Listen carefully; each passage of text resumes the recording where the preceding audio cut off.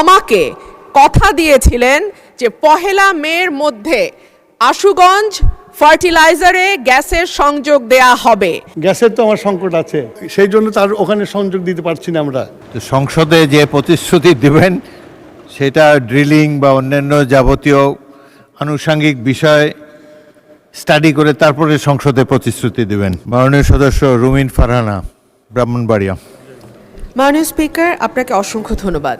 মাননীয় স্পিকার, আমরা লোডশেডিংই বলি আর মেরামত শেডিংই বলি, গ্রামাঞ্চলে 10 থেকে 12 ঘন্টা বিদ্যুৎ থাকে না, এটাই হলো বাস্তবতা। আমার মাননীয় মন্ত্রীর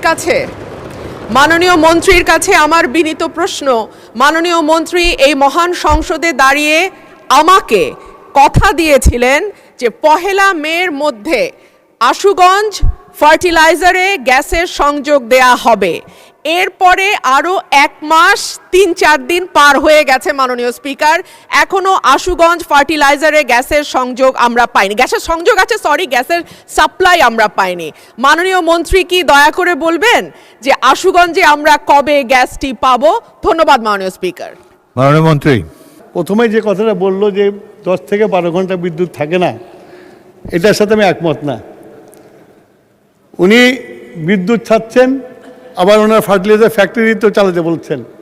গ্যাসের তো আমার সংকট আছে, সেই জন্য আমাদের বিদ্যুৎ প্ল্যান্টগুলো চালিয়ে রাখতে হচ্ছে এবং সেই জন্য তার ওখানে সংযোগ দিতে পারছি না আমরা।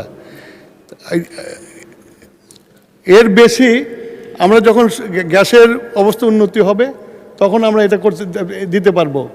আর 2 নম্বর হলো যে গত 17 বছরে কোনোদিন ড্রিলিং করা হয় নাই, আমরা এই প্রথম এসে ড্রিলিং শুরু করেছি। আমরা আশা করি ইনশাল্লাহ আমরা গ্যাস পাবো। গ্যাস পাওয়ার পরে আশুগঞ্জ ফার্টিলাইজার, যত ফার্টিলাইজার ফ্যাক্টরি আছে সব ফার্টিলাইজারে আমরা সংযোগ দিতে পারবো। ধন্যবাদ স্যার। মাননীয় মন্ত্রী, আপনি কিন্তু সংসদে বলেছিলেন 1 তারিখ থেকে গ্যাস যাবে, সেটি বোধহয় পাওয়া যায়নি। তো সংসদে যে প্রতিশ্রুতি দেবেন সেটা ড্রিলিং বা অন্যান্য যাবতীয় আনুষঙ্গিক বিষয় স্টাডি করে তারপরে সংসদে প্রতিশ্রুতি দেবেন। ধন্যবাদ।